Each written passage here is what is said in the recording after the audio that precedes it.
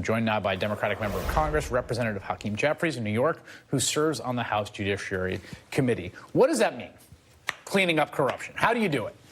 Well, I think we've got to make sure that we can get big money out of politics. In the aftermath of the terrible Citizens United decision, what we've seen is dark money flow into Washington, D.C., fueled by lobbyists and mega corporations who are buying off influence and essentially shaping legislation that this Congress has been pushing forward. The biggest example of it was the corrupt GOP tax scam, where 83% of the benefits went to the wealthiest 1%.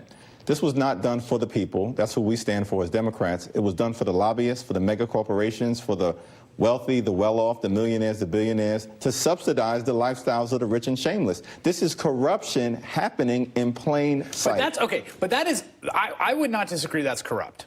But that's everyday corruption, okay? That's a system that is shot through with corruption. And I don't want to minimize that because I think the entire system.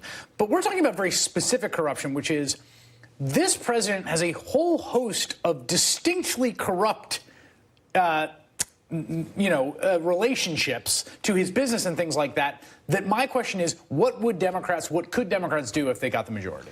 Well, you're correct. They are lying, they are cheating, they are stealing, and they are doing it with impunity. And the reason is that this Congress has refused to do its constitutional oversight responsibilities.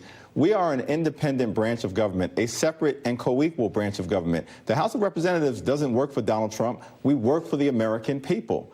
But these guys on the other side of the aisle apparently have not gotten the memo. And so basically they're acting as co-conspirators, refusing to do oversight, refusing to subpoena documents, refusing to expose these corrupt scandals to the American people, and doing their constitutional duty. Democrats will do that. So every day I think to myself, well, there should be a hearing on that. One example, this insane story about the three Mar-a-Lago members, a Baltimore lawyer, a Palm Beach doctor, and the guy who runs Marvel Entertainment, who are basically running the VA. Like, should there be hearings on that? Absolutely.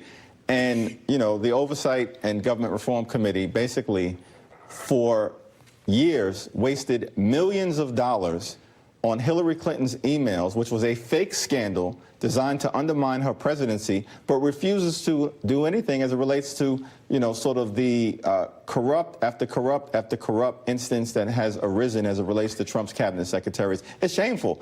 And you're not going to get them to act like a constitutional check and balance, as Devin Nunes disclosed to his donors. Yeah, no, he's very clear in that tape about what he views his role as. I want to play one more bit of tape because he's there with Cathy McMorris-Rodgers, number 4 in House leadership. Before you guys went on recess, they filed articles of impeachment against Rod Rosenstein, and Paul Ryan said this is not going anywhere. Devin Nunes has a different take on this. There's a little like bait and switch maybe. I want you to take a listen and respond. Listen to what he had to say. But also, on the things that came up in the House on the Rosenstein impeachment thing, and it appears from an outsider that the Republicans were not. Yeah, well, it's a bit complicated, right? And I say that because you have to. So we only have so many months left, right? So if we actually vote to impeach. Okay. What that does, that triggers the Senate then has to take it up. Well, then you have to decide what you want right now because the Senate only has so much time. Do you want them to drop everything and not confirm the Supreme Court justice, the new Supreme Court justice? So that's part of why I don't think you're not getting from, like I've said publicly, Rosenstein deserves to be impeached. I mean, so I don't think you're going to get any argument from most of our colleagues. The question is the timing of it right before the election. That's the Senate, so the Senate has to start. The Senate would have to start. The Senate would have to drop everything they're doing and start with impeachment of Rosenstein, and then you take the risk of not getting Kavanaugh confirmed. So it's not a matter of the name like Rosenstein. It's a matter of timing. It's a matter of timing. That sounds an awful like what he is saying and what the number 4 Republican in the House is saying is they all support impeaching Rosenstein. They're just not going to do it now. Absolutely. It's very cynical, but he exposed essentially what appears to be the GOP plot, which is to go after Rod Rosenstein, but to allow the Senate to jam this Supreme Court justice down the throats of the American people, do that work, and then return after the midterm elections to try to jam up Rod Rosenstein. Most people can probably remember that the Clinton impeachment actually took place in the aftermath of a midterm election during what was essentially a lame duck session. It appears that they want to go out and do the same thing. You know, I had forgotten that, but in those 1998 midterms, breaking with history, there had been a sort of stunning rebuke to the Republicans who had actually lost seats in Congress, and they continued in that lame duck session with impeachment. Do you really think that's what they would do? It wouldn't shock me because nothing would shock me at this particular point in time. So you think it would not shock you if they lose the House and they're like, well, we got a few months left, let's impeach Rosenstein? Of course, because this is what they do.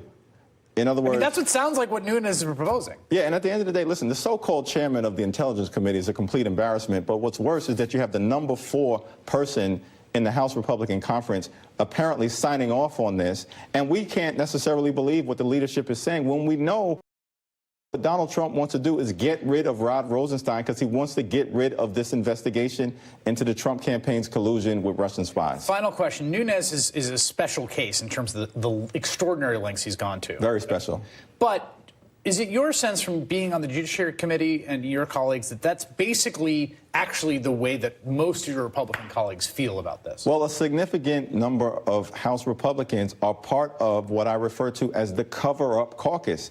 Their sole objective in life, in terms of their current membership, is to deny the fact that we have a criminal conspiracy that appears to have taken place to sell out our democracy, to artificially place Donald Trump in the Oval Office.